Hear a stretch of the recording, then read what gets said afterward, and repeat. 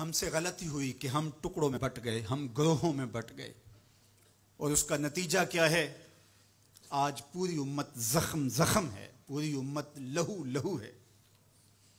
کہا تمہاری ہوا اکھڑ جائے گی اگر تم نے اللہ کی رسی کو چھوڑ دیا، تم نے رسول کے دامن کو ترک کر دیا، تم گروہی تقسیمات پہ یقین رکھنے لگے، تم نے 1.5 اینٹ کی مسجد کھڑی کر لی، تم تقسیم در تقسیم کے عمل سے گزرتے رہے، تم امت سے فرقوں سے جماعتیں، جماعتوں سے لابیاں، اور لڑکتے لڑکتے تم ٹکڑے ٹکڑے ہو گئے، تم کرچی کرچی ہو گئے۔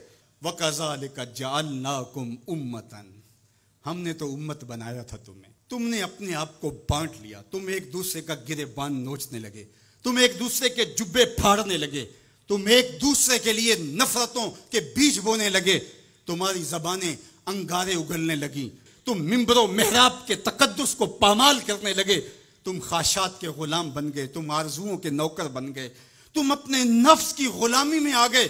تم تو غلام تھے آمنہ کے لال کے، تم نے کب سے نفس کی غلامی اختیار کر لی، تم کب سے خواہش کے نوکر بن گئے، تم کب سے نفس کے بندے بن گئے۔ تم نے امت بننا ہے، تم نے رسول اللہ کا غلام بننا ہے۔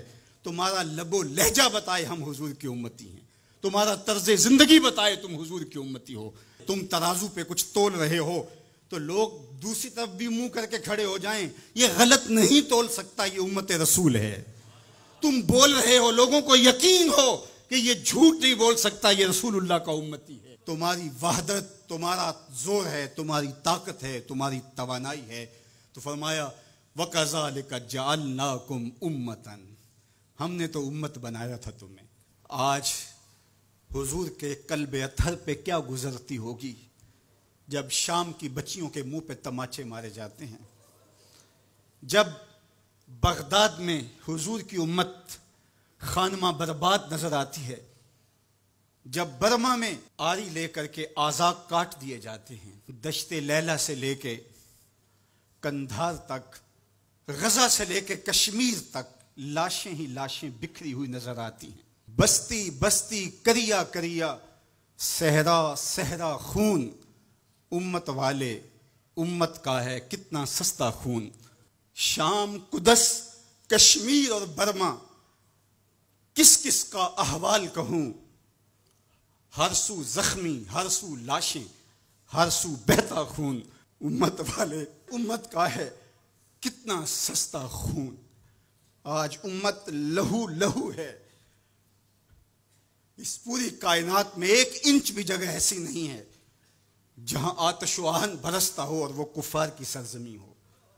جہاں بھی خون بہتا ہے وہ بستی مسلمانوں کی ہے، جہاں لاشیں گرتے ہیں وہ گھر مسلمانوں کا ہے، جہاں عصمتیں لٹتی ہیں وہ خطہ مسلمانوں کا ہے۔ یہ ہمارے گناہوں کی سزا ہے جو ہم کاٹنے پہ مجبور ہیں، اور جب تک ہم امت نہیں بنتے تب تک رسوائیاں ہمارا مقدر ہوں گی۔ قوت عشق سے جب دہر میں اجالا نہیں ہوتا تو پستیوں کو بلندیوں سے بدلنے کا کرینہ آپ نہیں سیکھ سکتے۔ نام محمد کو تھام کر کے، امت کی وحدت کے تصور کو اجاگر کر کے، حضور کا پاکیزہ وجود جو امت کی وحدت کا ضامن ہے، اس سے بے لوث محبت کا رشتہ اور الفت کا ربط جب تک مضبوط نہیں ہوتا تب تک ہم ان مشکلات سے کبھی بھی نہیں نکل سکتے۔ 1000 فلسفے تراش لیں، 1000 منطقیں بگھار لیں، لیکن کوئی نتیجہ نہیں ہوگا۔ تمہیں نتیجہ تب ہی ملے گا جب حضور کے قلب اطہر کو آرام پہنچاؤ گے، جب امت بن جاؤ گے، جب حضور علیہ السلام سے وابستگی اپنا شعار زندگی بنا لو گے، تو پھر دہر میں اجالا اور روشنی حضور علیہ السلام کے نام کے صدقے سے نصیب ہوگی، اور تقدیر کا قاضی تمہاری سزائیں معاف کر دے گا، اور پھر نتیجہ تمہارے سامنے اس صورت میں نمودار ہوگا کہ تم بحر و بر کے مالک ٹھہرو گے، اور کائنات کے اندر حضور کے ساتھ وفا کے رشتے کے نتیجے کے اندر لوح بھی تمہارے ہاتھ میں ہوگا، قلم بھی تمہارا ہی مقدر ہوگا۔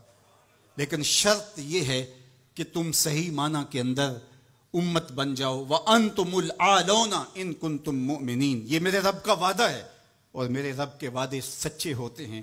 کہا تم ان کے بن کے تو دیکھو، عزت کا تاج میں تمہارے سر پہ رکھوں گا.